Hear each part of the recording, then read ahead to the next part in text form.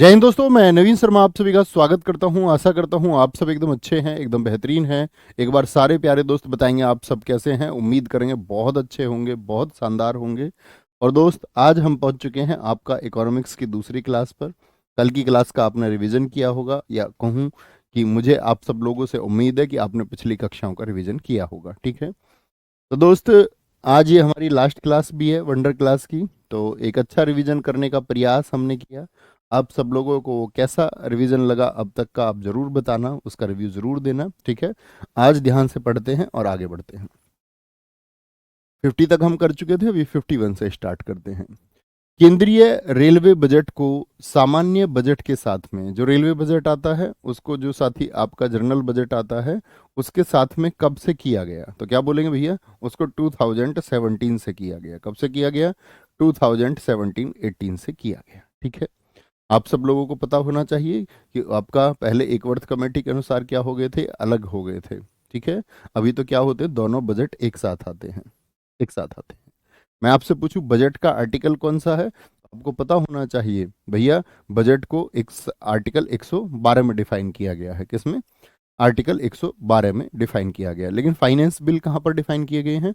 वो आर्टिकल आपका क्या बोलेंगे, आर्टिकल 117 में, 117 में भैया डिफाइन किए गए, ए एंड सी में, है ना।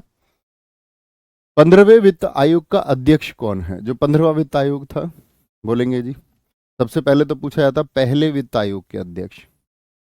पहला, जो पहला फाइनेंस कमीशन था, फाइनेंस कमीशन को किस आर्टिकल में बताया गया है? पहले वित्त आयोग के थे केसी नियोगी, 1951 से 56 तक जिसको रिपोर्ट देनी थी। ठीक है, पहले वित्त आयोग के, ये पूछा जाता है। दूसरा आपसे पूछा जाता है दोस्त, क्या वित्त आयोग किस अनुच्छेद में आता है? तो आप कहेंगे भैया फाइनेंस कमीशन जो आता है आपका, फाइनेंस कमीशन, फाइनेंस कमीशन जो हमारा आता है ये आता है आर्टिकल 281 में। किस में आता है? आर्टिकल 281 में आता है। ठीक है, 281 में। इसमें क्या बताया गया है आपका? इसमें बताया गया है भैया कि एक तो इसमें अध्यक्ष होता है, तो जैसे केसी नियोगी पहले के अध्यक्ष थे। एक तो इसमें प्रेसिडेंट होते हैं, और बाकी कितने होते हैं? चार अदर, चार अन्य लोग होते हैं। ठीक है, उसमें से दो जो होते हैं वो फुल टाइम के लिए होते हैं, और दो जो होते हैं वो फुल टाइम के लिए नहीं होते हैं। ओके, तो क्या बोलेंगे, एक 15वें के कौन थे? एन के सिंह। और 16वें के कौन बन गए हैं, फटाफट से बताइए। 16वां वित्त आयोग जो अभी गठित हुआ है रिसेंट में, उसके लिए किसको किया गया है अपॉइंट? भैया अरविंद पनगड़िया को। क्या बोलेंगे? अरविंद पनगड़िया को। आप सबको भी गणेश चतुर्थी की हार्दिक शुभकामनाएं। आगे आए। इनमें से कौन सा एक अप्रत्यक्ष कर है जो इनडायरेक्ट टैक्स में आता है? इनडायरेक्ट टैक्स, संपत्ति कर, वेल्थ डायरेक्ट टैक्स है। जीएसटी वस्तु एवं सेवा कर कैसा टैक्स है? वो दोस्त आपका एक अप्रत्यक्ष कर है। ठीक है, आज हमने क्लास को लेट शेड्यूल करवाया थोड़ा सा, दरअसल में मुझे एक वीडियो रिकॉर्ड करनी थी, एक शॉर्ट रिकॉर्ड करना था, तो उसके चक्कर में, है ना, उसके चक्कर में। अरे यार, ये चोर लोग हैं, मानते ही नहीं है, क्लासेस को यूट्यूब पर डालते रहते हैं। कितने कॉपीराइट दे दिए कि भैया क्लास के कंटेंट को मत डालो, मानते ही नहीं है बच्चे। कितने, कम से कम भी 20 को तो दे चुके हैं अब तक। रोज नया आ जाता है, एक रोज नया आ जाता है ना। तो जीएसटी क्या है? एक इनडायरेक्ट टैक्स है। क्या बोलेंगे? इनडायरेक्ट टैक्स है आपका। भारत में वस्तु एवं सेवा कर के अधीन आने वाली चार टैक्स स्लैब कौन कौन सी हैं? 6%, 9%, 18% या 28%? 5, 6 होती है क्या? बोलेंगे नहीं भैया। 6, 6 होती है क्या? नहीं भैया। 6 होती है क्या? नहीं होती। 5, 12, 18 और 28 होती है। और साथ में एक और कौन सी होती है आपका टैक्स स्लैब, बताएं। तो आप क्या बोलेंगे भैया? 0% होती है, 0%, है ना। एक 0% भी होती है। 0% का मतलब होता है जितने भी ग्रेन्स हैं, अनाज, अनाज, दूध आदि होते हैं, फ्रूट्स होते हैं, इन पे 0% लगता है। 0% जीएसटी। जैसे मैं आपसे पूछूं, दूध के बने जो प्रोडक्ट्स हैं, जैसे पनीर वगैरह हो गए, पनीर, यानी कि जो आपके क्या हैं, जो मिल्क प्रोडक्ट है, उन पे 5% लग जाता है।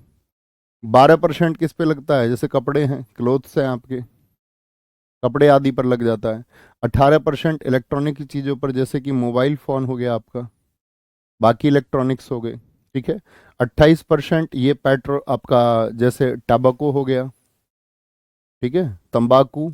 और या आपका जो लग्जरी की चीज़ें हैं, जो महंगी चीज़ें, उन पे कितना लगता है?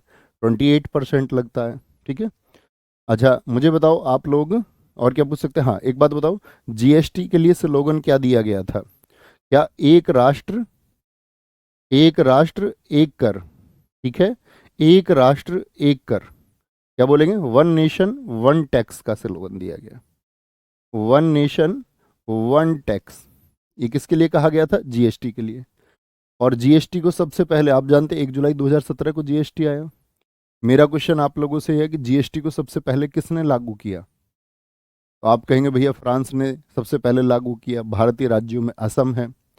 भारत का जीएसटी मॉडल कनाडा मॉडल पर आधारित है। और साथ ही वहीं पर मैं बात करूं आपसे कि मुझे एक बात बताइए, आपका अंतिम राज्य कौन सा था जीएसटी लागू करने वाला? तो आप कहेंगे वो जम्मू और कश्मीर है। कौन सा है? जम्मू और कश्मीर है, ठीक है। जम्मू और कश्मीर है, कॉमन चीजें पता होंगी। वस्तु एवं सेवा कर जो जीएसटी है, उसको किस पर अधिरोपित किया जाता है? जीएसटी को उस गंतव्य पर जहां वस्तुओं या सेवाओं की खपत होती है, यानी at the destination where goods and service are consumed. Option A एकदम से ठीक हो जाएगा। भाई जहां गुड्स और सर्विसेज का कंजप्शन होगा वहीं तो जीएसटी होगा।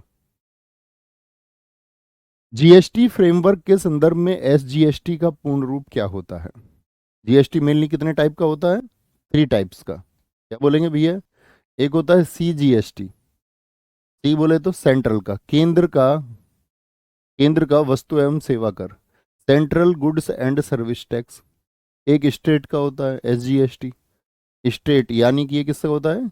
राज्य का। और एक होता है आपका integrated IGST, integrated integrated GST होता है ना। एसजीएसटी क्या हो जाएगा? स्टेचुरी होता है क्या, स्पेशल होता है, सिस्टमेटिक होता है, या स्टेट गुड होता है? भैया state goods and service tax होता है। जीएसटी के तहत नेशनल एंटी प्रॉफिटरिंग अथॉरिटी के पहले अध्यक्ष कौन थे? बहुत बढ़िया, अनुराग पांडे जी ने लिखा है। वेरी गुड, यही बातें हमने की। आगे क्या बोलोगे जी? नेशनल एंटी प्रॉफिटिंग अथॉरिटी बनी किसको? जीएसटी को लागू करने के लिए उसके जो अध्यक्ष बनाए गए वो बनाए गए बद्री नारायण शर्मा, ठीक है। मुझे बताओ, अगर जैसे जीएसटी एक काउंसिल भी गठित होती है, जीएसटी काउंसिल आप पढ़ते होंगे आर्टिकल 279A, इसमें जीएसटी जो काउंसिल होती है कितने मेंबर होते हैं भैया? 33 मेंबर्स होते हैं, 33 मेंबर्स होते हैं। और क्या बोलेंगे, इसमें आपका 33 मेंबर्स में से जो प्रेसिडेंट होंगे वो कौन होते हैं? जीएसटी काउंसिल के अध्यक्ष कौन होंगे? तो अध्यक्ष होते हैं फाइनेंस मिनिस्टर। कौन होते हैं? Finance minister. जो देश के वित्त मंत्री होंगे वही जीएसटी काउंसिल के अध्यक्ष होंगे। बहुत पूछा जाता है, फाइनेंस मिनिस्टर होंगे, ठीक है। ये वो इंपॉर्टेंट क्वेश्चन है जिनको हमने किस में रखा? आपका वंडर क्लासेस में रखा। और मैंने पूरे सेगमेंट में यही कोशिश की। शुरुआती दौर में तो मैं ये चाहता था कि मैं इसमें कई कई घंटों की क्लास लूँ, ठीक है, और भविष्य में हम ऐसा करेंगे। लेकिन वो आपका सीजीएल के एग्ज़ाम की डेट आने की वजह से आप सब लोगों का जो शेड्यूल था, फिर भी हमने उसमें बहुत अच्छे प्रश्नों को रखने का प्रयास किया। भारत का पहला पूर्ण जनगणना अभियान ऑपरेशन किस वर्ष में शुरू हुआ था? जो पहली जनगणना हुई थी, पूर्ण जनगणना, पूर्ण का मतलब नियमित हो गई। आप कहेंगे 1872 में भैया, मेयो के टाइम पर हुई थी, मेयो के टाइम पर, ठीक है। और मैं आप सब लोगों को सजेस्ट करना चाहूँगा, मैंने जनगणना की एक वीडियो बनाई हुई है, आप लिखना सेंसस नवीन सर यूट्यूब पे, और आप अपने एग्जाम से पहले एटलीस्ट उसको देख के चले जाएं, या उसकी जो, ठीक है, उसकी जो आपका मतलब ओवरव्यू करके चले जाएं एक बार, क्योंकि सेंसस से क्वेश्चन बन जाते हैं। पूर्ण जनगणना अभियान और सारे क्वेश्चन उस वीडियो से बन सकते हैं। 1877, 1875, 1881, ये भैया आपका रिपन एक आपका भारत में कौन आया था? वायसराय आया था उसके टाइम पर, ठीक है। क्या आप मुझे बता सकते हैं 2011 की जो जनगणना हुई थी वो कौन सी जनगणना थी हमारी? 2011 में जो सेंसस हुआ था, ये आप कहेंगे ये भैया 15वीं थी। और आजाद भारत की ये आपका कौन सी थी? 7वीं थी। इसके जो कमिश्नर थे, आयुक्त थे, वो कौन थे? सी चंद्रमौली। अब करंट अफेयर्स में मुझे बताएं, वर्तमान में जनगणना आयुक्त कौन है?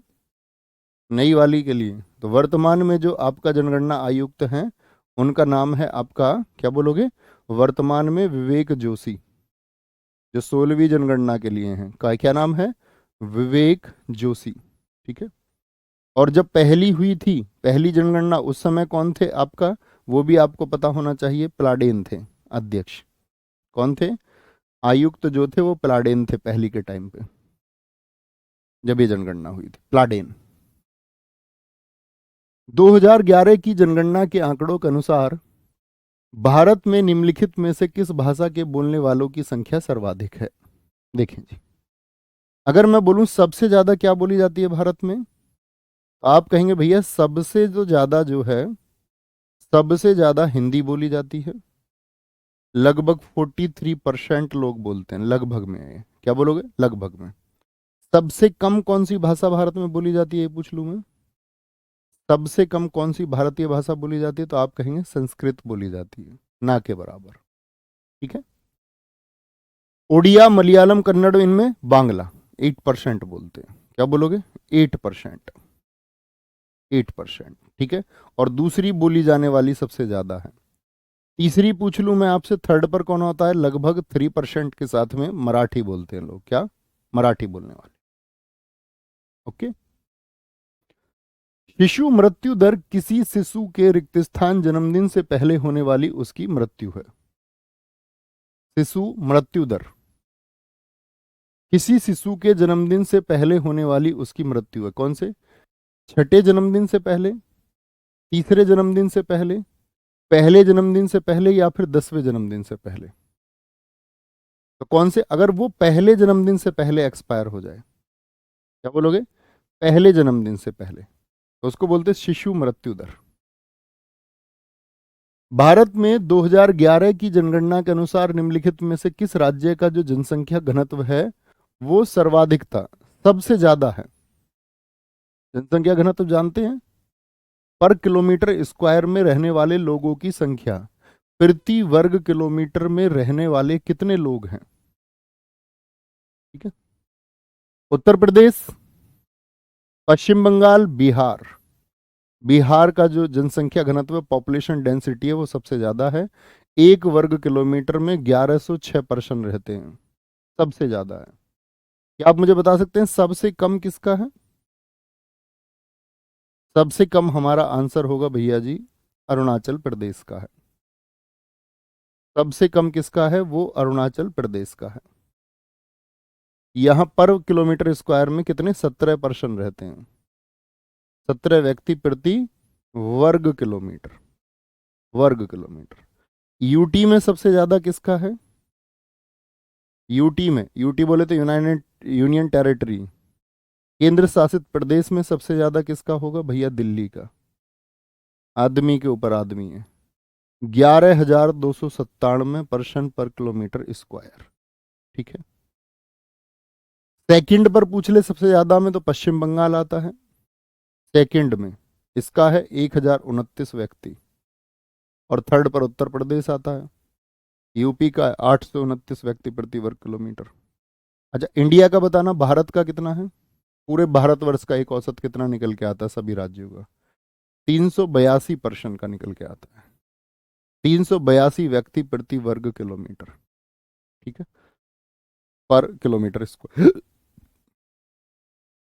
2011 की जनगणना के अनुसार किस भारतीय राज्य की जनसंख्या में एसटी का प्रतिशत सबसे ज्यादा है? कौन सा राज्य है? हिमाचल प्रदेश है? क्या बोलोगे? या फिर भैया हरियाणा है, या फिर उत्तर प्रदेश है, या फिर पंजाब है? तो सबसे अधिक है एससी का प्रतिशत। आप कहेंगे एससी का परसेंटेज भैया पंजाब में सबसे ज्यादा है। ठीक है। पंजाब में 31.9% है। फिर आपका अगर बात करें हिमाचल में भी आपका दूसरा नंबर आ जाता है हिमाचल का। हिमाचल में आपका लगभग 25% है। मैं पूछूं सबसे कम एससी परसेंटेज कहां पर है? सबसे कम तो सबसे कम है आपका मिजोरम में, और देन मेघालय। मिजोरम 0.1% है। क्या है? 0.1% है। बहुत ठीक आंसर दिया था मोहम्मद अरशद। ठीक है। भारत की 2011 की जनगणना के अनुसार रिक्त स्थान में प्रति 1000 पुरुषों पर 1084 महिलाओं का उच्चतम लिंगानुपात था। सबसे जो हाईएस्ट सेक्स रेशियो है वो किसका है? आप बोलेंगे भैया जी केरल का है। कितना है केरल का सेक्स रेशियो? आप बोलेंगे 1084, मतलब 1000 पुरुषों पर महिलाओं की संख्या 1084 है। ठीक है। सेकंड पर कौन आता है? यूटी आता है, पुडुचेरी। तो सबसे ज्यादा किस यूटी का है? तो आप कहेंगे पुडुचेरी का है। कितना है? 1037 है।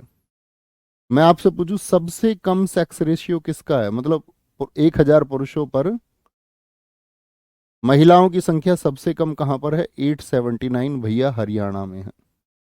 और पूरे भारत का औसत मैं आपसे पूछूं इंडिया का सेक्स रेशियो कितना है? तो इंडिया का आप कहेंगे 943 है, 943 है। ठीक है, 943 कितना हो जाएगा? 943 है। 2011 की भारतीय जनगणना के मुताबिक रिक्त स्थान मिलियन से अधिक आबादी वाले शहरी को मेगा सिटी के रूप में जाना जाता है। तो मेगा सिटी किसको कहा जाता है? जिसकी आबादी कितने से अधिक हो? तो आप कहेंगे भैया 10 मिलियन से ज्यादा होनी चाहिए। 10 मिलियन समझते हैं? 1 मिलियन में कितने लाख होते हैं? 1 मिलियन में भैया 10 लाख होते हैं। तो 10 मिलियन में कितने हो गए? 100 लाख हो गए। और 100 लाख ही क्या हो जाता है? 1 करोड़ हो जाता है। 1 करोड़ से ज्यादा, जैसे दिल्ली हो गया, मुंबई हो गया आपका, ठीक है, आपका कोलकाता हो गया, ये सब क्या है? ये मेगा सिटी हैं। मेगा सिटी हैं। जैसे 2011 में जब सेंसस हुआ तो उसके अनुसार कितने महानगर बताए गए? 53 महानगर हैं भारत में। 53 महानगर बताए गए। ठीक है, क्या बोलेंगे? 53 महानगर बताए गए। 2011 की जनगणना के अनुसार भारत का सर्वाधिक साक्षर राज्य कौन सा है, जहां का लिटरेसी रेट सबसे अच्छा है? गोवा, लक्षद्वीप, मिजोरम या फिर केरल? तो आप जानते होंगे इसको। मैं अक्सर आपको बताता था भैया आपको पता होना चाहिए। सबसे अधिक साक्षर डिस्ट्रिक्ट तक भी पूछ लेता, शेरछिप जो मैं आपको बताता था। ठीक है, बताएंगे। जी भैया आदर्श कुमार एकदम ठीक है। तो सबसे ज्यादा जो साथी लिटरेसी रेट है वो केरल का है। कितना है भैया? केरल का लिटरेसी रेट है 94% के आसपास, जिसमें मेल का जो लिटरेसी रेट है वो 96% के आसपास है, और फीमेल का जो है वो 92% के आसपास है। तो एक एवरेज आता है।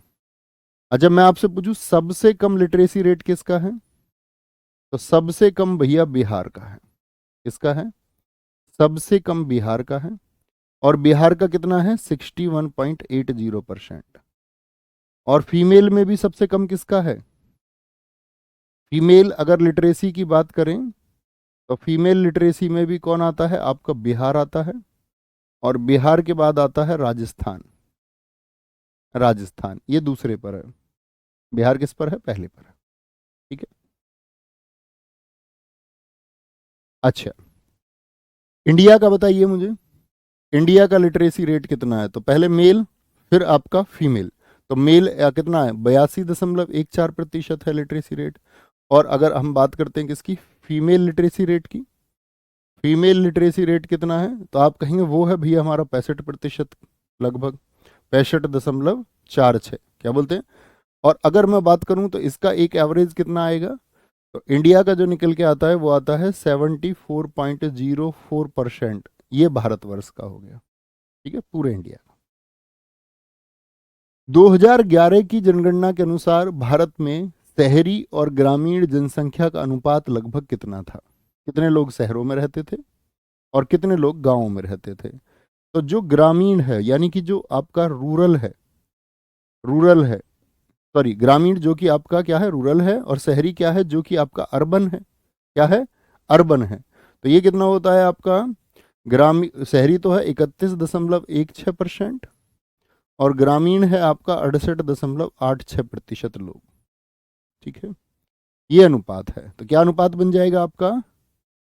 नहीं, क्या पूछा, कुछ और पूछ, शहरी और ग्रामीण, अच्छा शहरी को पहले दे दिया है, ठीक है। तो शहरी लगभग 31 पे हो गया, तो ये एकदम नजदीक है, इसी को चुन लेंगे, ये एकदम नजदीक है। इंदिरा गांधी सरकार ने भारतीय रुपए का अवमूल्यन किस वर्ष किया था, डी वैल्यू। जैसे आप जानते हैं 1947 में क्या हालात थे देश के, अमेरिका का जो $1 था वो किसके बराबर होता था, ₹1 के बराबर होता था। लेकिन धीरे धीरे वहां औद्योगिक क्रांति आई।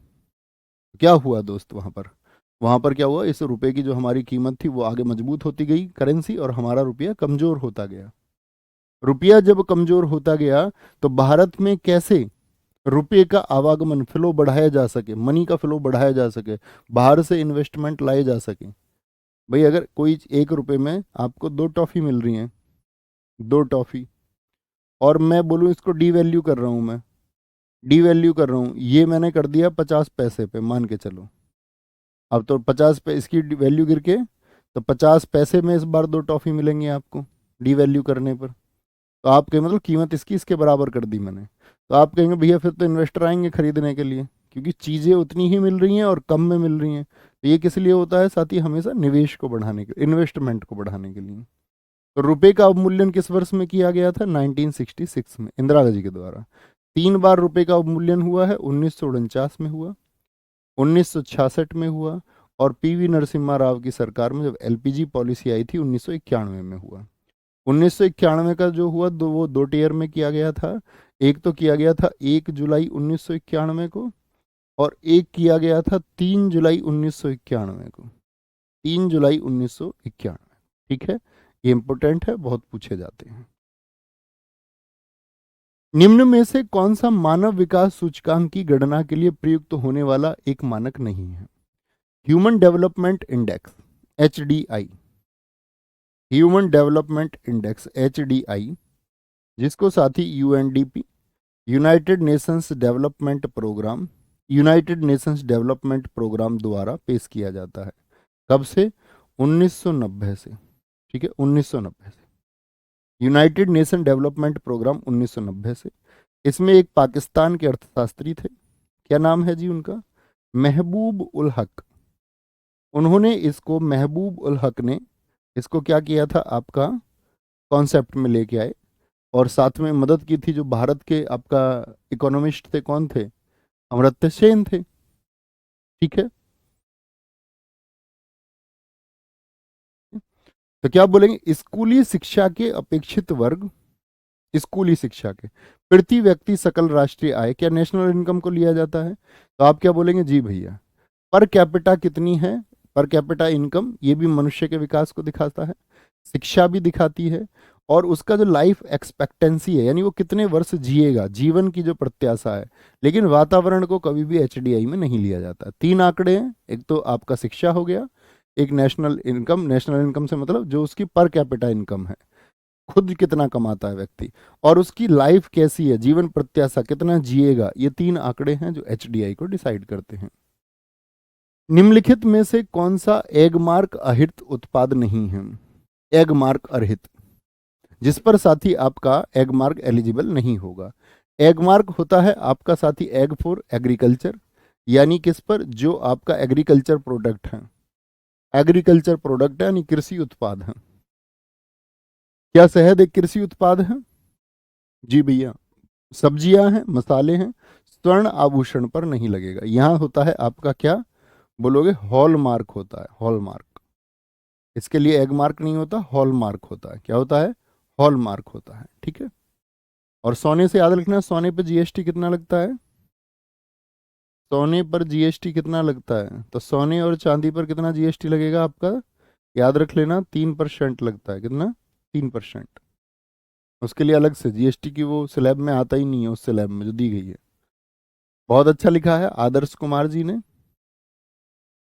UNDP headquarter is eight New York, ठीक है, कोई दिक्कत भैया। 69 को एक बार देखें, बी एकदम ठीक है, मानक नहीं है, हाँ ठीक तो है भाई, नहीं पूछा गया है ना। तो ये तो होते हैं, एजुकेशन को काउंट किया जाता है, पर कैपिटा इनकम को, लाइफ एक्सपेक्टेंसी रेट को देखा जाता है, एकदम ठीक है। भारत में हरित क्रांति, कॉमन सा क्वेश्चन है, हरित क्रांति के जनक कौन है, बहुत अच्छे से पढ़ा होगा आपने इकोनॉमिक्स में कि भैया MS स्वामीनाथन द्वारा इसको लाया गया।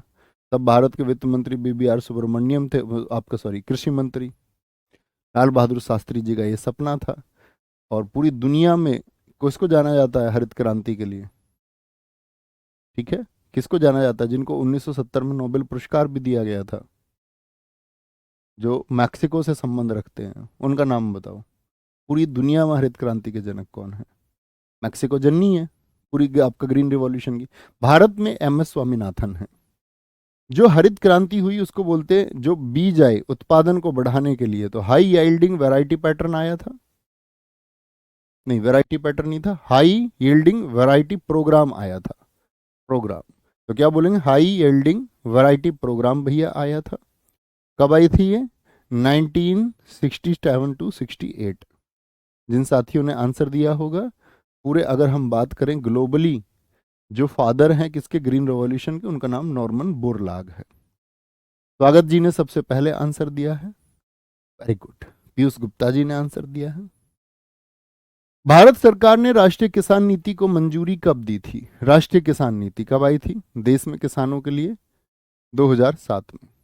मेरा आपसे प्रश्न है, किसान क्रेडिट कार्ड योजना कब आई थी? किसान क्रेडिट कार्ड योजना, कि भाई किसान क्रेडिट कार्ड योजना जानते हैं ना, किसान KCC बोलते हैं इसको, यानी कि आप अपनी भूमि पर क्या कर सकते हैं? लोन ले सकते हैं। KCC, KCC पर आप लोन ले सकते हैं, KCC पर। ठीक है, किसान क्रेडिट कार्ड, KCC पर लोन आप समझते, जमीन पर, भाई जमीन के अनुसार कितनी जमीन है। जैसे अपना एजुकेशन लोन जो है, जब हमने इंजीनियरिंग में लिया तो अपने किस पे लिया गया? KCC के आधार पर निकाल के उसको एजुकेशन लोन में कन्वर्ट करवाया गया। बहुत बढ़िया। Abhijeet Tiwari, very good very good very good very good. नहीं भैया, गलत आंसर है प्रशांत राजपूत जी, आपका गलत है जी। MS स्वामीनाथन को अभी हाल ही में भारत रत्न मिला। अमित कुमार जी का आंसर ठीक है, बाकी सबके गलत हैं। KCC के लिए क्रेडिट कार्ड का योजना कब आई? 1998 में आई। और क्या बोलोगे भैया, नेशनल फार्मर्स पॉलिसी कब आई थी? 2007 में आई थी। फसलों के लिए निम्नलिखित में से कौन सा निकाय है जो MSP को, मिनिमम सपोर्ट प्राइस यानी न्यूनतम समर्थन मूल्य की अनुशंसा करता है? कौन करता है दोस्त आपका? नीति आयोग, ये तो योजना आयोग की जगह बना। FCI दोस्त आपका फूड कॉरपोरेशन है, खाद्य को रेगुलेट करने के लिए। नाबार्ड आपका रूरल डेवलपमेंट और एग्रीकल्चर के लिए। CACP, क्या बोलेंगे?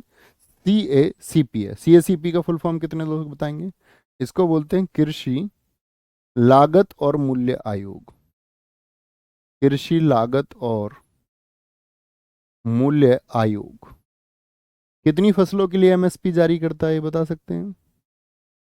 कमीशन फॉर, गलत फुल फॉर्म में याद रखना इसका, commission for agriculture, agriculture costs and price, and price, CACP होता है। ठीक है, और CACP की अगर हम बात करें, इसकी स्थापना हुई थी 1 जनवरी 1965 को, 1965 को। तब तो इसका नाम क्या हुआ करता था आपका? कृषि लागत कृषि मूल्य आयोग होता था, यानी कि commission for agriculture price, CAP बोलते थे इसको। कमीशन फॉर एग्रीकल्चर प्राइज यानी कि कृषि, क्या बोलेंगे इसको? Agriculture for, commission for agriculture, commission for agriculture price यानी कृषि मूल्य आयोग कहा जाता था। इसका जो CACP नाम पड़ा था, ये पड़ा था 1985, 1985 में। बताएं भैया, कितनी फसलों के लिए MSP? अमित इक्का जी, आपका आंसर गलत है। 21 फसल कह रहे हैं अमित जी। क्या आप इनकी बात से सहमत हैं कि 21 फसलों के लिए MSP जारी होता है? अब बुद्धू, तुम कहाँ सोते रहते थे? इतनी अच्छी नायक सीरीज कराई थी, सब कुछ उसमें बताया हुआ था, कहाँ सोए हुए थे तब से? भैया 23 के लिए होता है। जैसे 23 वस्तु नहीं बोल सकते, फसल ही बोलेंगे। जैसे 7 तो इसमें अनाज आ जाते हैं, कौन आते हैं? 7 तो ग्रेन की चीज़ें आ जाती हैं। 5 इसमें दाल आ जाती हैं, 5 दाल के लिए MSP की, इससे कंपनी खरीदा जाएगा। ठीक है, 7 इसमें जिन चीज़ों से तेल निकलता हो, जैसे सरसों जैसी चीज़ें, तिलहन हो गया। और 4 होती हैं इसमें कौन सी? कॉमर्शियल क्रॉप्स होती हैं। कौन सी होती हैं? वाणिज्यिक। तो क्या बोल रहे हैं, 7 5 12, 7 19 और 4 23 हो जाती है, ठीक है।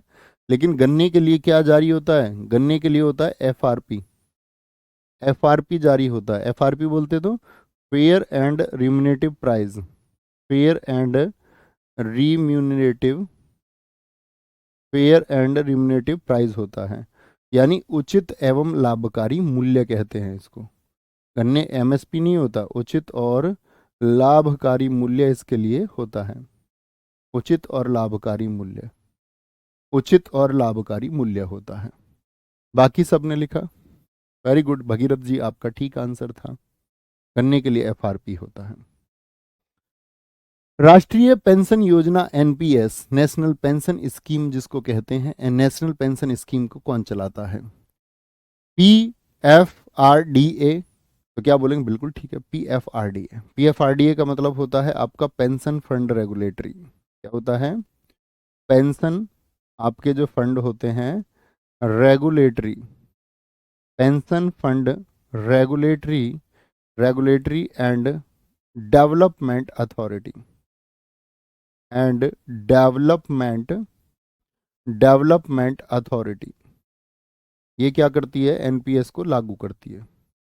आपसे पूछे एनपीएस स्कीम देश में कब आई थी, 1 जनवरी 2004 को ये एनपीएस नेशनल पेंशन स्कीम लागू हुई थी, ठीक है साथी, लागू हुई थी। रिक्त स्थान आयु वर्ग के लोग प्रधानमंत्री सुरक्षा बीमा योजना के लिए पात्र हैं, प्रधानमंत्री सुरक्षा बीमा योजना के लिए साथी पात्र हैं। कितने लोगों के लिए मिलता है सुरक्षा बीमा, तो आप बोलेंगे भैया 18 से 70 लोग के साल के बीच में। कब आई थी पीएम सुरक्षा योजना, कुछ योजनाएं आपको पता होनी चाहिए, 9 मई 2015 को आई थी, 9 मई 2015, ठीक है। प्रधानमंत्री सुरक्षा बीमा योजना के तहत केवल 12 रुपए के वार्षिक प्रीमियम पर, क्या पूरे साल का वार्षिक प्रीमियम 12 रुपए देते हैं, और कोई दुर्घटनावश मृत्यु हो जाए तो जोखिम कवर कितने का दिया जाता है, तो कितने रुपए का कवर मिलेगा बाद में, 2 लाख रुपए का। क्या बोलेंगे, मृत्यु पर 2 लाख का, और साथ ही कोई आपका हैंडीकैप हो गया, कोई व्यक्ति हैंडीकैप हो गया यानी आंशिक कोई विकलांगता आ गई, आंशिक विकलांगता, तो उस पर कितना दिया जाएगा फिर, 1 लाख रुपए, हैंडीकैप्ड होने पर 1 लाख रुपए दिया जाता है। प्रधानमंत्री जनधन योजना, जिसमें साथी आपका टाइटल दिया गया था कि भैया पूरे देश में खाते खुलवाओ, बोला गया था मेरा खाता भाग्य विधाता, ये कब शुरू हुई थी, मेरा खाता भाग्य विधाता, कि भाई सबके पास अपना बैंक अकाउंट होना चाहिए ताकि जो छूट वगैरह हैं वो सब आए। और इसमें सर्वाधिक खाते किस में खुले थे, सबसे ज़्यादा अकाउंट कहाँ पर खुले थे, सर्वाधिक खाते भैया उत्तर प्रदेश में खुले थे, यूपी में खुले थे। और अभी सबसे इम्पोर्टेंट बात है, 2024 में इसको 10 साल हो गए, इसकी 10th एनिवर्सरी मनाई गई, 10वीं वर्षगांठ मनाई गई, ठीक है, 10th एनिवर्सरी इसकी मनाई गई, ठीक है, 10th एनिवर्सरी 28 अगस्त 2014 को ये शुरू की गई थी, 28 अगस्त। और सबसे बड़ी, पूरी दुनिया में सबसे बड़ी फाइनेंस स्कीम है ये, सबसे बड़ी वित्तीय समावेशन योजना है पूरी दुनिया की।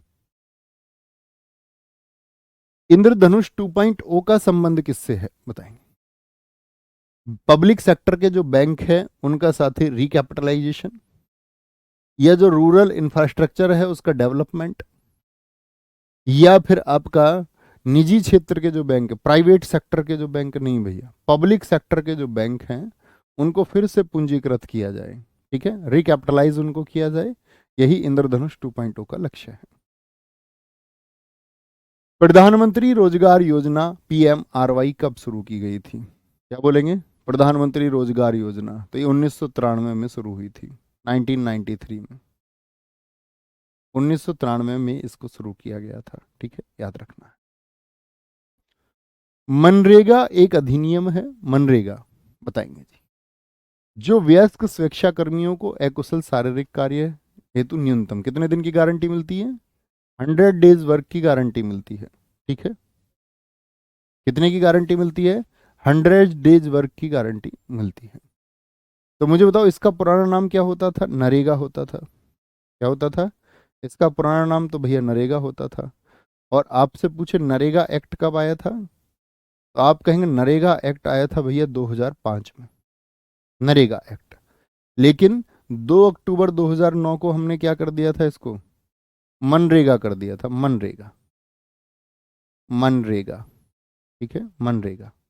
महात्मा गांधी, बोलो भाई फटाफट से, महात्मा गांधी क्या कर दिया था, नेशनल मनरेगा। महात्मा गांधी, बोलो भाई फटाफट से, क्या कर दिया था हमने इसको, Mahatma Gandhi national rural employment guarantee act था ये। महात्मा गांधी नेशनल, रीजनल नहीं है, Mahatma Gandhi national, Mahatma Gandhi national, Mahatma Gandhi national, ठीक है। रूरल एम्प्लॉय ग्रांट्स एक्ट नहीं है, ऐसे एलिमिनेट भी करना पड़ता है कई बार, ग्रांट्स एक्ट। क्या बोलेंगे भैया, गारंटी एक्ट है। क्या है, महात्मा गांधी नेशनल, एम से महात्मा गांधी हो गया, एन से नेशनल, आर से रूरल हो गया, ई से एम्प्लॉयमेंट हो गया, और अब क्या बोलेंगे, एम्प्लॉयमेंट हो गया, जी से गारंटी, और ए से एक्ट हो गया। निम्नलिखित में से कौन सा मेक इन इंडिया कार्यक्रम के 4 स्तंभों में से एक नहीं है। मेक इन इंडिया कब शुरू किया था गवर्नमेंट ने, फटाफट से आंसर करें। तो न्यू प्रोसेसेस, नई प्रक्रियाएं, इसका एक पार्ट था। न्यू सेक्टर्स पर हम काम करेंगे, ठीक है। न्यू इंफ्रास्ट्रक्चर पर हम काम करेंगे, लेकिन पार्टिसिपेशन, सहभागिता की कोई बात नहीं हुई थी। चौथा स्तंभ तो था न्यू थॉट्स, नई सोच। क्या बोलेंगे, नई सोच। नई सोच का मतलब था न्यू थॉट्स, न्यू थॉट्स, ठीक है। कब शुरू हुई थी भैया, ये शुरू हुई थी आपका 25 सितंबर 2014 से। जिस पर शेर बना होता था, मेक इन इंडिया, कॉग्स से निर्मित शेर था वो। अमरूत का पूर्ण रूप क्या होता है, AMRUT, Atal mission for rejuvenation and urban transformation, Atal mode for roads, या ऑल मिशन फॉर रोड्स, या all mode for rejuvenation and urban transformation, यानी शहरी क्षेत्रों के ट्रांसफॉर्मेशन के लिए उनको फिर से, रिजुविनेशन का मतलब क्या होता है, फिर से उसका सुदृढ़ीकरण, फिर से उसको मजबूत और सुंदर बनाना, ये अमरूत थी। तो अमरूत योजना का पूरा नाम है अटल मिशन फॉर रिजुविनेशन। कब से शुरू हुई थी साथी, ये 2015 से शुरू हुई थी, जून 2015। और यहीं पर आई थी आपका एक पीएम आवास योजना। पीएम आवास योजना कब से शुरू हुई थी, तो पीएम आवास योजना भैया 2015 से ही शुरू हुई थी, 2015 से। कोई दिक्कत,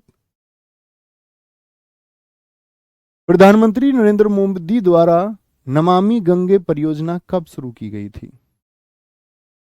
बिल्कुल ठीक है चीनू सिंह जी आपका आंसर, नरेंद्र मोदी द्वारा नमामि गंगे। तो नमामि गंगे कब शुरू हुआ साथी आपका, जुलाई 2014 में। गंगा जी से रिलेटेड 2 प्रोजेक्ट और पूछे जाते हैं। इसका लक्ष्य उस टाइम पे कितना रखा गया था भैया, 2020 तक गंगा जी को साफ कर लेंगे, कर पाए, आप कहेंगे काफी हद तक काम हुआ है 2020 तक, लेकिन लोग ही नहीं मानते, लोग खुद ही गंदगी भेजते हैं नदियों में। गंगा एक्शन प्लान, लोगों को ये लगता है कि बस गंदगी मेरे घर में ना रहे, मेरे घर के बेशक बाहर पड़ी रहे, मैं घर से बाहर निकाल के फेंक दूं उसको। 1985-86 में आया था, राजीव गांधी जी लेके आए थे सबसे पहले इसको, गंगा एक्शन प्लान, राजीव गांधी जी। मनमोहन जी के टाइम पे आया था, राष्ट्रीय गंगा नदी घोषित की गई थी। राष्ट्रीय गंगा को क्या बोला गया था, गंगा नदी, राष्ट्रीय गंगा नदी कब घोषित हुई थी, 2008 में, ठीक है। फिर 2009 में इसको एग्जीक्यूट कर लिया गया। कुसुम योजना किसको बढ़ावा देती है, सौर संचालित परिवहन को, यानी सोलर पावर ट्रांसपोर्ट है, या सोलर फार्मिंग को, या उद्योगों में आपका सौर प्रकाश व्यवस्था, सोलर लाइटिंग इन इंडस्ट्रीज। आप कहेंगे नहीं भैया, वो कहते हैं कि सौर ऊर्जा के थ्रू खेती करो, यही कुसुम योजना है। क्या बोलेंगे, क्योंकि सौर ऊर्जा से क्या चलानी थी भैया, ट्यूबवेल चलाना, tubewell operated by solar energy. Tubewell जो संचालित हों वो किसके द्वारा संचालित हों, वो सौर ऊर्जा के द्वारा संचालित हों। सुकन्या समृद्धि योजना का शुभारंभ किसने किया था? अटल बिहारी वाजपेयी जी ने, मनमोहन सिंह जी ने, या नरेंद्र मोदी जी ने? तो आप बोलेंगे भैया नरेंद्र मोदी जी ने। सुकन्या समृद्धि योजना क्या बोलोगे, कब की है ये आपका? कब की है ये आपका भैया? 2015।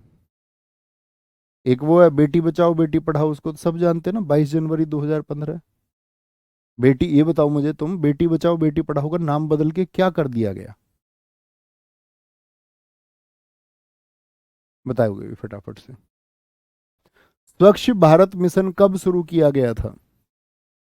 15 अगस्त 2015 को, 2 अक्टूबर 2014 को, 15 अगस्त को, या फिर 2 अक्टूबर 2015 को? तो गांधी जी ने, मैंने बताया ना, गांधी जी गांव गांव जा करके सफाई करते थे, गांव गांव जा करके सफाई करते थे, तो उन्हीं को प्रेरित है ये, तो उनके जन्मदिन को लेकर के 2 अक्टूबर 2014 जब बीजेपी की गवर्नमेंट आई थी, है ना। लक्ष्य क्या था इसका? इसका लक्ष्य था साथी कि 2019 में गांधी जी को 1869 में उनका जन्म हुआ, 150वीं वर्षगांठ थी। देश को, लक्ष्य था देश को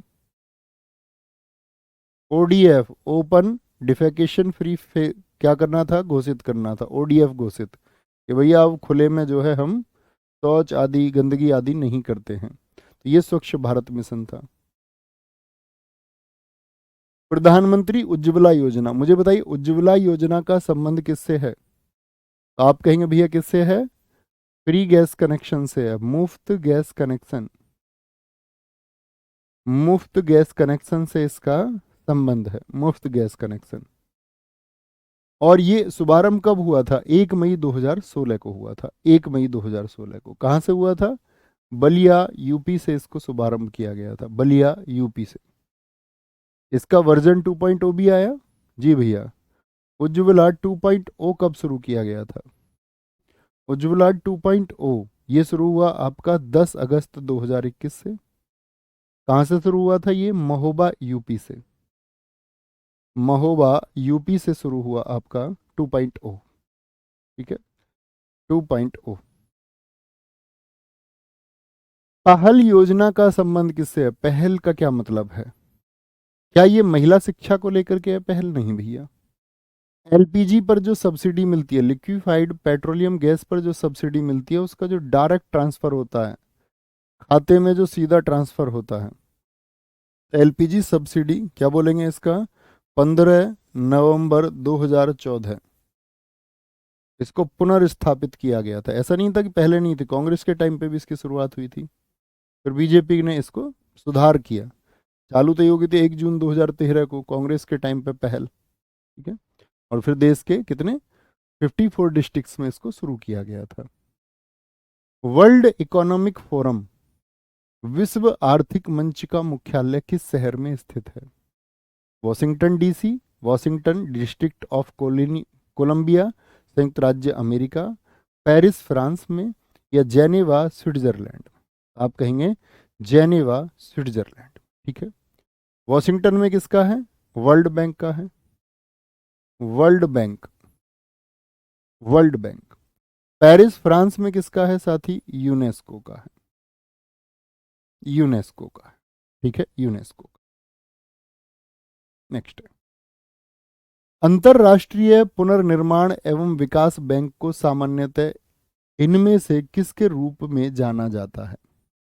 अंतरराष्ट्रीय पुनर्निर्माण एवं विकास बैंक को भारतीय रिजर्व बैंक के रूप में जाना जाता है, विश्व बैंक के रूप में जाना जाता है, इसको बोले IBRD, international bank for reconstruction and development, IBRD. जब आपको स्टैटिक जी के मैंने पढ़ाई होगी तो क्या बताया था कि भैया जो वर्ल्ड बैंक है आपका, वर्ल्ड बैंक है, उसके कितने पार्ट होते हैं भैया? आईबीआरडी होता है, international bank for reconstruction and development होता है, एक्सिड होता है, याद है, international centre for settlement of investment disputes. और क्या होता था आपका? मीगा, मल्टीलेटरल इन्वेस्टमेंट गारंटी एजेंसी होता था एक। बताएं जी और कौन कौन सा होता है? आईबीआरडी होता है, एक्सिड होता है, मीगा होता है, एक आपका, और कौन कौन से बताए थे आपको? याद करें जरा, मुझे याद नहीं आ रहे हैं अभी, आप शायद याद दिला पाएंगे। वर्ल्ड बैंक के 5 प्रमुख अंग, एक आईडीए होता है, इंटरनेशनल डेवलपमेंट एजेंसी होता है, एक बच गया, कौन सा बचा, देखते हैं भैया। वर्ल्ड बैंक के 5 अंग कौन कौन से हैं? आईबीआरडी होता है, international bank for reconstruction and development, international development agency होता है आईडीए, और आपका इक्सिड होता है, international centre for settlement of investment disputes होता है, और मल्टीलेटरल इन्वेस्टमेंट गारंटी एजेंसी मीगा होता है, एक और होता है, वो आप बताएंगे भैया। भैया आईएमएफ का भी वॉशिंगटन डीसी में है, क्या बोलेंगे जी? हाँ, एक बच्चे ने याद दिलाया हमको, आदर्श कुमार ने, आईएफएससी होता है, यानी कि आपका इंटरनेशनल फाइनेंसिंग कॉरपोरेशन होता है, अंतर्राष्ट्रीय वित्त निगम उसको कहते हैं। वेरी गुड, बहुत शाबाश और बहुत सारा थैंक यू। किसके द्वारा किया जाता है आईबीआरडी? आईबीआरडी किसको बोलेंगे? वर्ल्ड बैंक को बोलते हैं, ठीक है, बहुत पूछा है एसएससी ने इसको। UNDP, united nation development programme, यानी संयुक्त राष्ट्र विकास कार्यक्रम का उद्देश्य क्या होता है? आर्थिक और सामाजिक विकास को गति, ये पूछ रहे, आर्थिक और सामाजिक विकास को गति प्रदान करने के लिए कैसी? टेक्निकल असिस्टेंस देना, अंतर्राष्ट्रीय व्यापार जो इंटरनेशनल ट्रेड है उसको प्रमोट करना, पर्यावरण समस्याओं पर सहयोग को प्रोत्साहन देना, encourage the cooperation in environment problems, या फिर आपका चाइल्ड हेल्थ के लिए और साथ ही वेलफेयर सर्विसेज के लिए हेल्प करना। तो क्या हो जाएगा इसमें, बोलेंगे भैया? इसमें हम चुनना चाहेंगे आपका आर्थिक और सामाजिक विकास को बढ़ावा देना, ठीक है। आर्थिक, यूएनडीपी की स्थापना कब हुई थी? देखो एचडीआई के आंकड़े तो जारी किए इसने 1990 से, लेकिन यूएनडीपी की स्थापना कब हुई थी? वो 1965 में हुई थी, न्यूयॉर्क में है ये एक संस्था है, और क्या काम कर रही है संस्था? कि आर्थिक और सामाजिक विकास के लिए काम कर रही है, उसके लिए जो तकनीकी सहायता दे सके, यानी कि टेक्निकल असिस्टेंस किस बात के लिए? इकोनॉमिक एंड सोशल डेवलपमेंट के लिए, ठीक है। भारत हैवी इलेक्ट्रिकल लिमिटेड, जिसको हम भेल कहते हैं, भेल का निगमन निम्न में से किस वर्ष हुआ था? भेल का निगमन, तो भेल की स्थापना भारत हैवी इलेक्ट्रिकल लिमिटेड 1964 में हुई है। इसका हेडक्वार्टर कभी भी पूछे आप कहेंगे नई दिल्ली होगा भैया, क्या होगा? नई दिल्ली में इसका हेडक्वार्टर है। कहाँ पर है? नई दिल्ली में, ठीक है। जैसे गेल पूछा जाता है, gas authority of India limited, GAIL 1984 में है, हेडक्वार्टर इसका भी कहाँ पर है भैया जी? न्यू दिल्ली में है, ठीक है भाई साहब, न्यू दिल्ली में है, ठीक है। जैसे विप्रो लिमिटेड में आपसे पूछ लूँ, विप्रो लिमिटेड की स्थापना कब हुई थी आपका? ये 1945 में हुई, विप्रो। तो gas authority of India limited, Bharat heavy electrical limited, भेल, एनटीपीसी में आपको बता ही चुका था। Steel authority of India limited, जिसको सेल कहते हैं, steel authority of India limited, Bharat steel limited, Indian steel limited, या हिंदुस्तान स्टील लिमिटेड? तो पहले तो इसको बोलते थे Hindustan steel limited, Hindustan steel limited. SAIL की स्थापना कब हुई? 1973, New Delhi, headquarter SAIL. Hindustan steel limited हुआ करता था, अब बोलते SAIL, steel authority of India limited. Tata iron and steel company, इसको क्या बोलते हैं? TISCO, टिस्को, क्या बोलते हैं? टिस्को, टिस्को, टिस्को, टिस्को, जरा भैया डिस्को में खिसको। टिस्को, टिस्को की स्थापना हुई है 1907 में, 1907 में। कहां पर हुआ था टिस्को का स्थापना? जमशेदपुर में, झारखंड में हुआ था, जमशेदपुर, झारखंड, झारखंड, ठीक है। जो टाटा फैमिली है उसने किया था, जो आपके जमशेद दोराबजी टाटा थे, सुना ना जमशेद जी दोराबजी टाटा का नाम, जो आपका जो भारतीय ओलंपिक था उसके पहले अध्यक्ष थे, बहुत इंपॉर्टेंट है वो। निम्न में से किस अवधि को भारत में स्वर्ण क्रांति के नाम से जाना जाता है? जी बताएंगे। जैसे 1967-68 को आप कहते हैं क्या? ग्रीन रिवॉल्यूशन, यानी कि आपका हरित क्रांति, जी भैया। जैसे 1970 को हम कहते हैं वर्गीज कुरियन वाला व्हाइट रिवॉल्यूशन, जो दुग्ध क्रांति है, व्हाइट मतलब श्वेत, ये तो हो गई श्वेत क्रांति अर्थात दुग्ध क्रांति वर्गीज कुरियन की। ये हो गई आपका हरित क्रांति, क्या बोलोगे? हरित क्रांति होगी। स्वर्ण क्रांति के नाम से किसको जाना जाता है? क्या बोलेंगे? 1991 से 2003 तक जो हुई।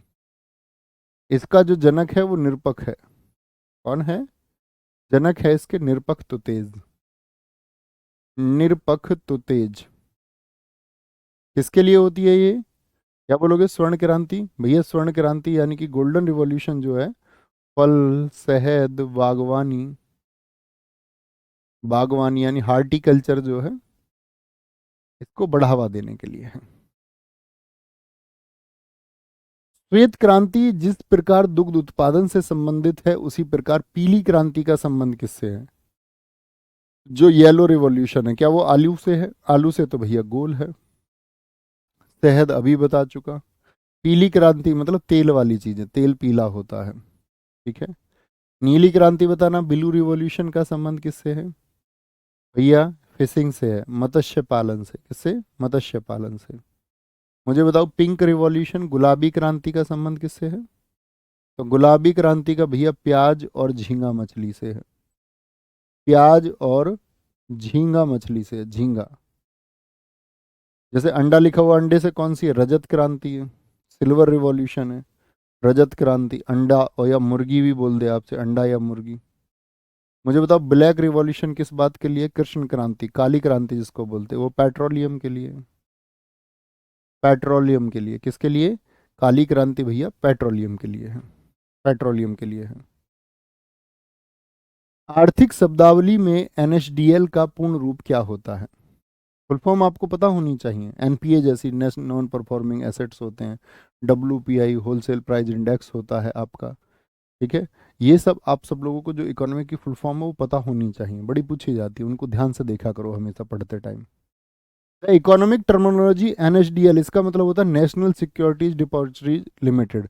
जो बाहर आपकी जो नेशनल सिक्योरिटीज हैं उसके लिए जो डिपॉजिटरी है उसके लिए लिमिटेड है, ये उसका रख रखाव करता है। देश की सबसे बड़ी डिपॉजिटरी है एनएसडीएल, याद रख लेना। 1996 में इसको स्थापित किया था, ये भी जान लो, 1996 में।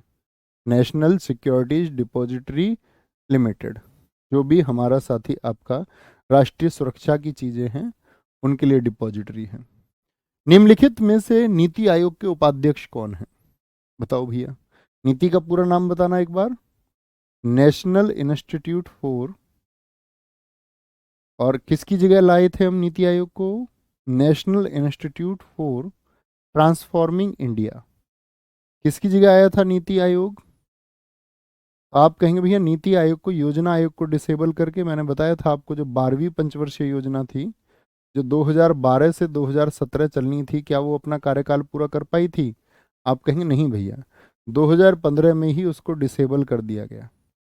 और क्या आ गया? नीति आयोग। नीति आयोग के अध्यक्ष भी कौन होते हैं? जैसे योजना आयोग के अध्यक्ष होते थे, नीति आयोग के अध्यक्ष भी पीएम ही होते हैं।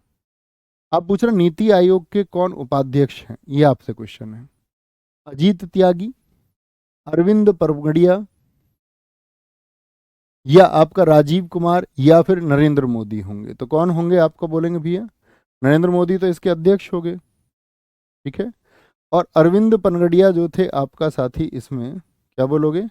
ये प्रथम प्रथम उपाध्यक्ष थे, प्रथम उपाध्यक्ष थे। तो प्रथम उपाध्यक्ष ही इसको कर लीजिए ना, सबसे अच्छा तो यही आंसर बनेगा। नीति आयोग के प्रथम उपाध्यक्ष कौन थे?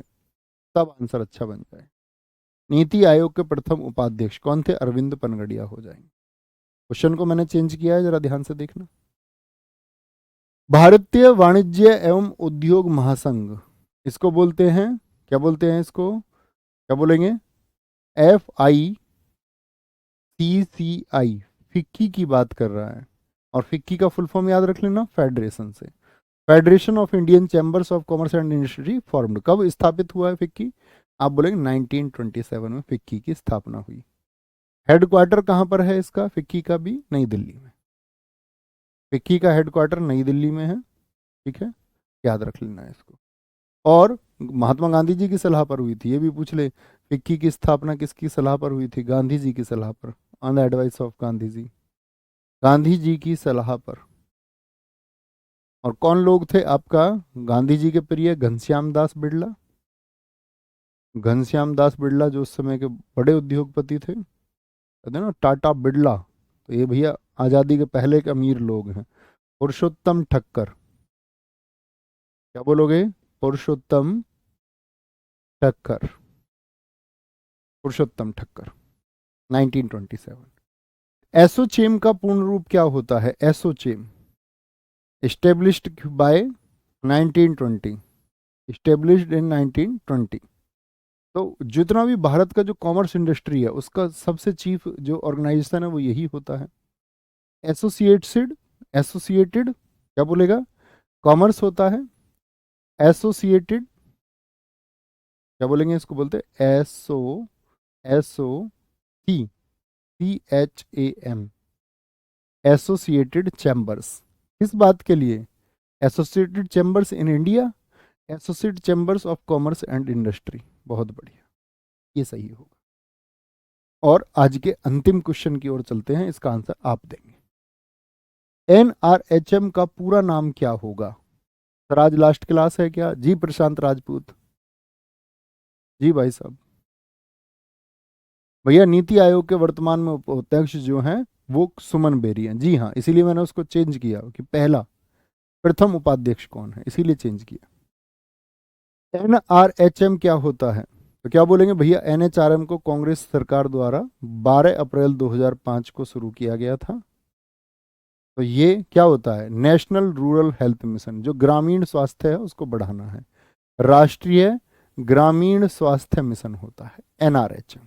ओके जी, कोई दिक्कत कोई परेशानी? मैं 5 मिनट आप लोगों से बात करना चाहूंगा, आप मुझे बता सकते हैं कोई बात है तो, कोई भी बात है। अब आप सब लोगों का एग्जाम है, आप हमेशा सीखते हैं, मेहनत करते हैं। मेरी सिर्फ एडवाइस साथी आपके एग्जाम के लिए इतनी भर मात्र है कि परीक्षा में जो प्रश्न आपको आते हैं, जो एक आसान प्रश्न है, वो कभी गलत नहीं होना चाहिए आपसे। जो प्रश्न बनना चाहिए उसको बना लेना है। क्या टफ एग्जाम में पूछा जाएगा उसकी चिंता, या भैया ये 2-4 प्रश्न तो ऐसे थे अजीबो गरीब, ये किसी ने नहीं पढ़ाए, वो हमेशा आपके सामने रहेगा, हर एग्जाम में रहेगा। किसी भी एग्जाम को आप निचोड़ के ढूंढ सकते हैं कि 5-7 प्रश्न ऐसे आपको मिल ही जाएंगे। ठीक है, बात ये इंपॉर्टेंट है कि आपको क्या याद करना था, क्या महत्वपूर्ण चीज़ें थी, अपना टाइम ज़्यादा खर्च नहीं करना था, और बहुत एडवांस लेवल की तैयारी भी कर लेनी थी।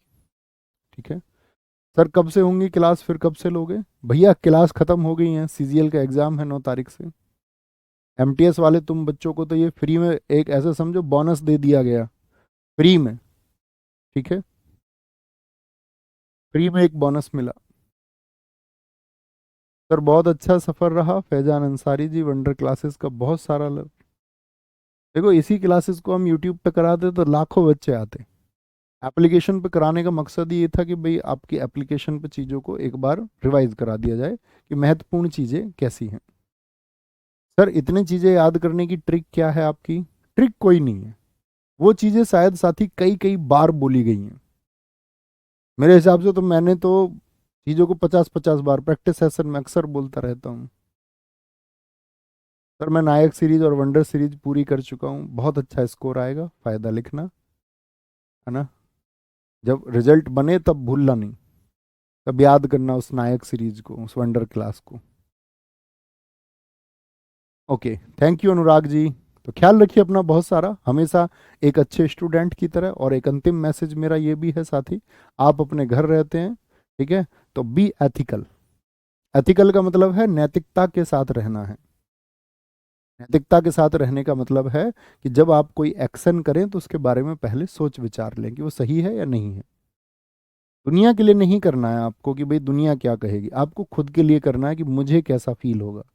तो ऐसा कोई भी काम जो आप चाहते हैं कि आपके साथ कोई ना करे, जैसे मान के चलो आप नहीं चाहते कोई आपको डांटे, आपको कोई गुस्सा करे, आपको कोई धमका दे, आपकी कोई बुराई कर दे, आपके बारे में कोई चुगली कर दे, आपके बारे में कोई आपका हेट फैलाए, आपके बारे में कोई ईर्ष्या कर दे, आपकी चीज़ों को कोई नुकसान पहुंचा दे, मतलब ऐसी वो सारी चीज़ें जो आप नहीं चाहते कि आपके साथ हों, ऐसी चीज़ें आपको भी किसी और के साथ नहीं करने हैं। This is the basic fundamental of life.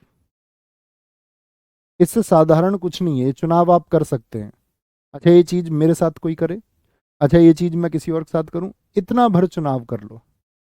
और कहते हैं जिंदगी में आपने अगर किसी की आलोचना करना ये छोड़ दिया, किसी से ईर्ष्या करना ये छोड़ दिया, और आप एक ईमानदारी के जीवन पे आगे चलते रहे कि हाँ मुझे मेहनत में विश्वास करना है, आगे बढ़ना है, मेहनत करते समय हम 1000 बार असफल होते हैं, लेकिन फिर से खड़े होकर सफल होने का जो जज्बा है कि हाँ मैं कर दिखाऊंगा, वो सबसे ज़रूरी है। मोटिवेशन वोटिवेशन कुछ नहीं होता, वो बस चंद सेकंड की चीज़ होती है। बस मैं कहूँगा कि आपके अंदर एथिक्स होंगी तो आप चीज़ों को समझ पाएंगे, मेहनत कर पाओगे, अपनी लाइफ में आगे बढ़ पाओगे। और ज़रूरी नहीं है कि, मैं तो ये हमेशा कहता हूँ अपने स्टूडेंट्स से कि भाई ऐसा कुछ नहीं है कि हम गवर्नमेंट जॉब के लिए पढ़ाते, गवर्नमेंट जॉब से ही भविष्य निर्धारित होता है। लेकिन वो सरकारी नौकरी आपको कभी गर्दिश में नहीं आने देगी, गर्दिश मतलब गरीबी में। क्योंकि व्यापार में यार नुकसान के चांसेस होते हैं।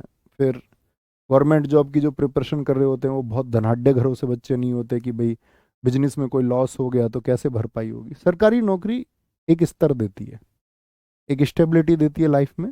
गवर्नमेंट जॉब से आप उसके बाद कुछ कर सकते हैं, आपके पास फंड्स भी आने लगेंगे, आपको लगता है आपके पास कोई बिजनेस प्लान है, आप इंटेलेक्चुअल प्रवृत्ति के लोग हैं, आपका आईक्यू लेवल बहुत अच्छा है, आप चीज़ों को बहुत एक्सप्लोर या एक्सपैंड कर सकते हैं, तो फिर आप उसको आगे भी एग्जीक्यूट कर सकते हैं। ऐसा थोड़ी अभी इन 2-4 सालों में ही आप व्यापार को बहुत तरक्की पे लेके जाएंगे, तो मतलब कहीं भी जाएंगे। ऐसा भी होगा बहुत सारे आप में से जो असफल रहेंगे, कुछ और अपनी लाइफ में करना, ठीक है। तो कुछ और लाइफ में करना मतलब आपको हमेशा ऑप्शंस होंगे कुछ ना कुछ करने के। और ऐसा जरूरी नहीं है कि कुछ ना कुछ करने के ऑप्शन ना हो, तो कुछ भी करना है यार खुशी के लिए। बस अपना ख्याल रखना है ना, अच्छे से पढ़ना। थैंक यू, नमस्ते, जय हिंद, जय भारत, प्रणाम आप सभी को।